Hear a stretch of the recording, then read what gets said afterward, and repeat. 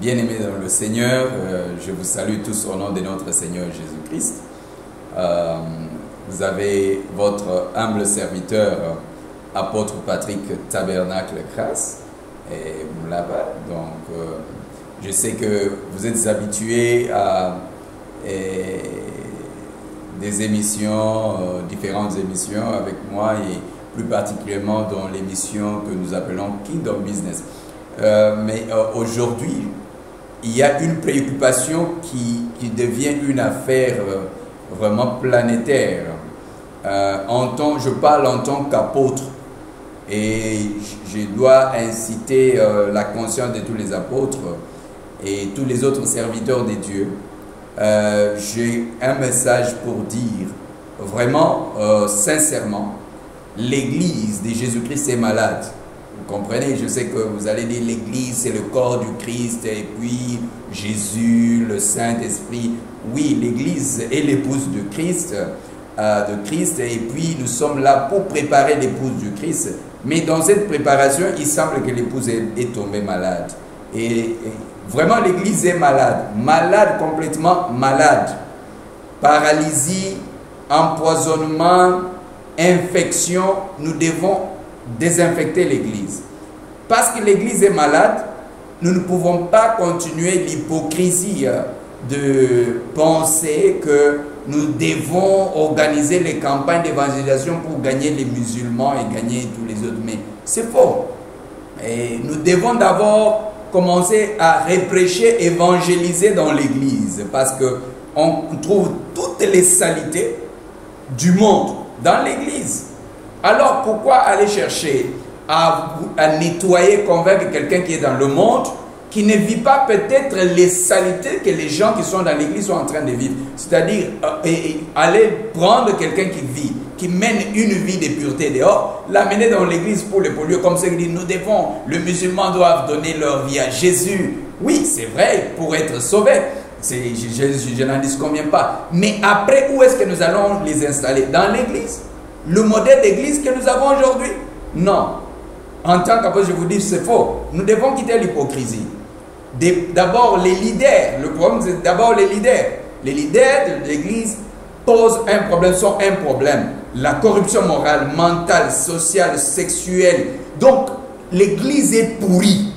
L'église est pourrie. Je suis un serviteur de Dieu. Je suis un apôtre.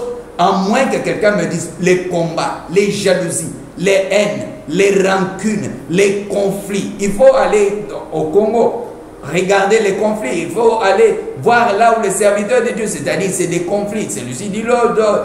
Oui, mais parmi les serviteurs, nous avons des faux serviteurs. C'est vrai. Ça doit être dénoncé, mais dans une logique. Mais l'Église, et même ceux qui disent qu'ils sont de vrais, c'est la confusion totale. L'Église est malade. En ce temps, on n'est pas fier de l'Église. Les haines, si vous voulez voir là où il y a la haine, les divisions, allez dans l'église. Pourquoi alors prétendre non, les politiciens, ils se font des coups bas? Mais comment attendre quelque chose de bien des politiciens pendant que le modèle spirituel est pourri? Comment est-ce que nous pouvons attendre dire, par exemple, au Congo, que nous avons besoin, non, le gouvernement est comme ça, pourquoi? Et même, on trouve même les pasteurs qui se plaignent. Mais allez voir la vie de ces pasteurs. C'est la pourriture. Comment maintenant, toi qui es la lumière du monde, tu ne montres pas ce modèle et tu attends maintenant que les politiciens puissent faire les choses de la manière convenable? Mais c'est le contraire. Mais la Bible dit que nous sommes la lumière du monde, pas que les politiciens sont la lumière de l'Église. Et maintenant, nous voulons que les politiciens donnent le modèle.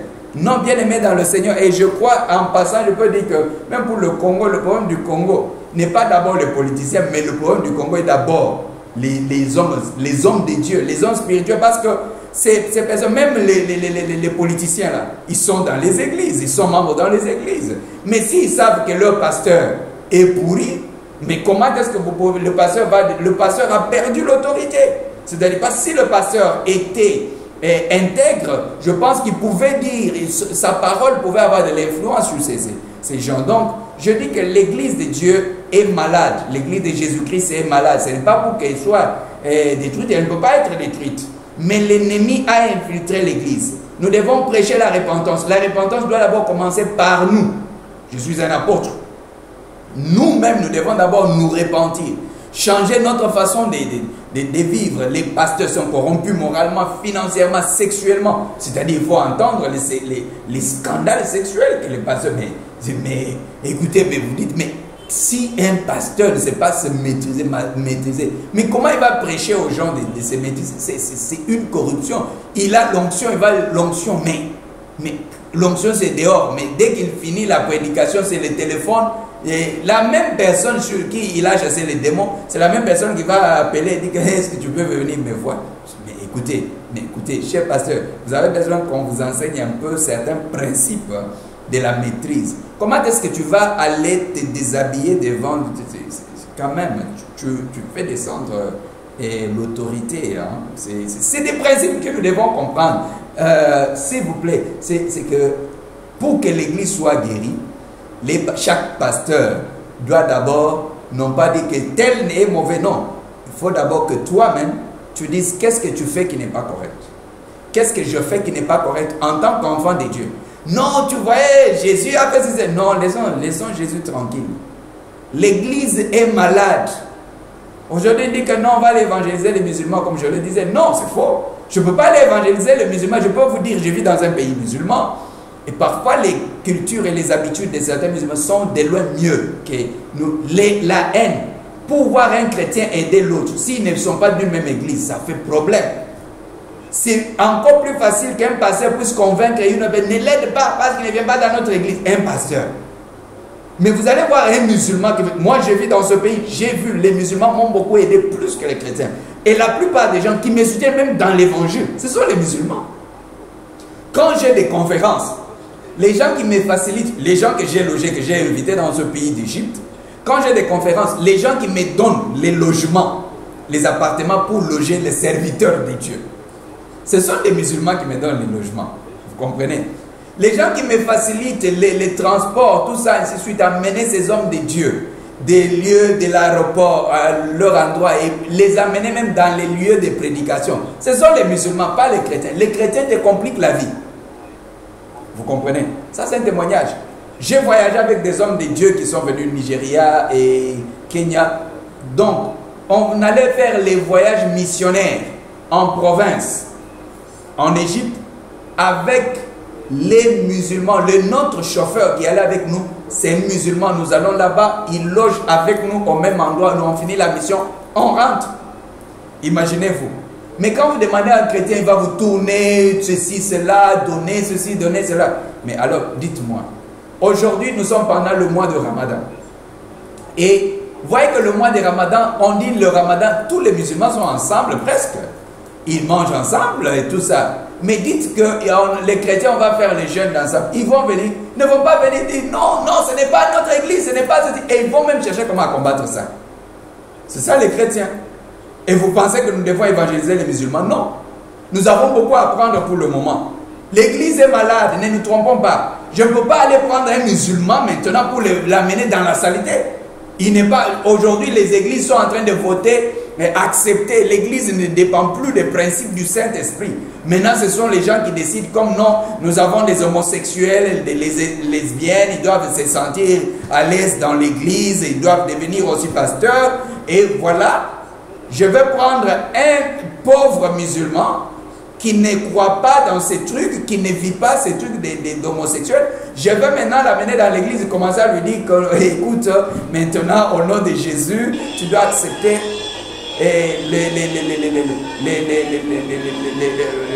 accepter les homosexuels. Non, ça ne peut pas se faire comme ça, bien-aimé dans le Seigneur. Alors, j'attire votre attention. Et au nom de Jésus-Christ, je crois que le temps est arrivé pour que nous puissions stopper quand même autant de désordres. L'église est malade. Nous devons guérir, nous devons travailler, nous devons prendre les médecins. Alors, comment maintenant guérir l'église? Il faudra appeler les gens comme les apôtres, comme nous. Nous allons prêcher dans l'église. Beaucoup de pasteurs ont perdu l'autorité. Parce que tellement couché avec les femmes d'autrui, les filles à gauche, à droite, on dit maintenant, tu vas te déshabiller sur le truc. Écoutez, un pasteur c'est l'erreur, c'est arrivé, mais nous voulons te relever. Ce n'est pas un peu. Tu as commis les erreurs, mais l'église est malade. Tu dois... Non, écoute, hein, discipline-toi. Mais si toi déjà le pasteur, tu es comme ça, qu'est-ce que tu vas dire à un médecin gynécologue? S'il va coucher avec les femmes, qu'est-ce que tu vas lui dire? Tu vas lui dire non, contrôle, respecte-toi. Non. Ça veut dire que le gynécologue a la psychologie qui dépasse la psychologie d'un homme spirituel. Si tu étais établi dans les lieux de censure au pays pour censurer la musique, les danses et que en face là on te présente, tu vois la musique de la pornographie, tu seras la première victime. Alors bien aimé, l'église est pourrie pour le moment. Nous devons soigner l'église. Il y a le message que Dieu nous a donné pour évangéliser dans l'église. En tout cas, je veux défier tout pasteur au monde. Je dis, amenez-moi Béni, amenez-moi n'importe qui me dise que l'église est pure en son sein. Zéro. Faux. Nous devons guérir l'église. Nous devons donc restaurer l'église dans sa force. Au Congo, bouh. Au Nigeria, waouh. L'église est malade. Nous devons guérir l'église. Les critiques des gens, ce n'est pas parce qu'ils sont contre l'église.